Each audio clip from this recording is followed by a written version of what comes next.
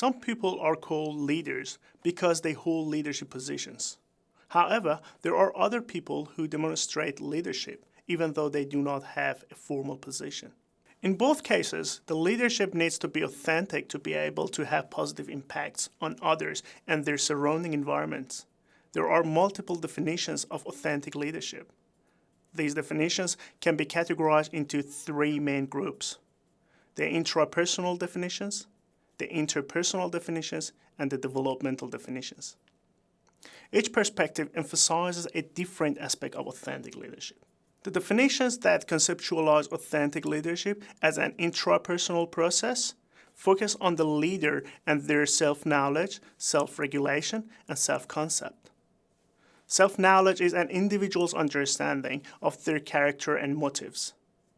Self-regulation is the ability to regulate emotions and behavior when dealing with others and complex issues. Self-concept is about how you see yourself in relation to others. According to the interpersonal perspective, leadership is relational, and the leader's authenticity emerges from the interaction between the leader and the team.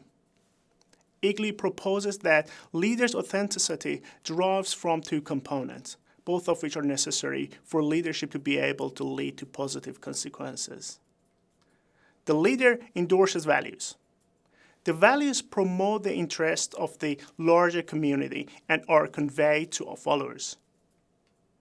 The second component, which follows from the first component, is that as followers find these values appropriate for their community, they accept the values and personally identify with them.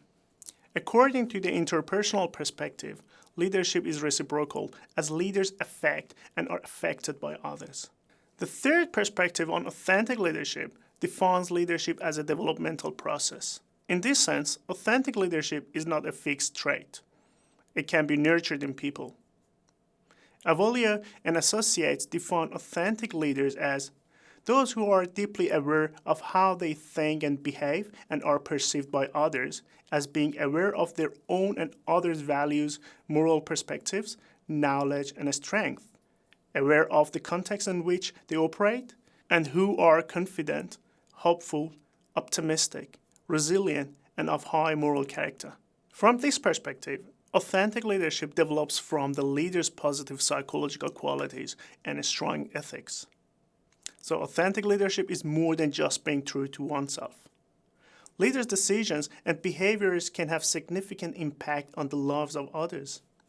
For this reason, authentic leadership has ethical burden. Authentic leaders act based on their values.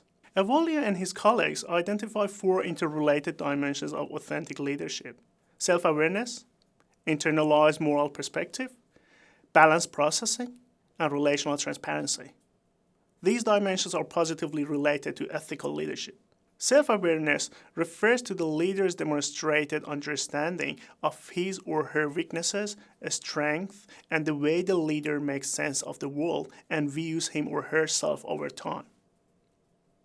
Internalized moral perspective refers to the authentic leader's self-regulation, which is guided by internal moral values and standards. Authentic leaders act in accordance with their own internalized and strongly held values and convictions to create trust and build credibility. Internalized moral perspective enables the authentic leader to resist pressures from outside which might negatively affect their decisions and behaviors. Balanced processing is the extent to which the leader considers and objectively analyzes all relevant data before making any decisions. Relational transparency refers to the degree to which the authentic leader presents his or her authentic self to people. Relational transparency helps the authentic leader to create trust by openly sharing one's feelings, thoughts, and experiences. Authentic leadership represents an appropriate type of leadership for the global development sector, as authentic leadership goes beyond technical, political, religious, and cultural boundaries. Global development is multidimensional and includes the social, economic, and environmental spheres. The difficulty with navigating these boundaries means that leaders who are committed to working in global development should have a high level of internalized moral perspective. To legitimately serve and represent the underprivileged and disadvantaged, leaders in global development must be morally grounded to people and places. People want leaders who are good, honest, and trustworthy. Warren Bennis, one of the pioneers of the contemporary field of leadership studies, tells us becoming a leader is synonymous with becoming yourself. It is precisely that simple, and it is also that difficult.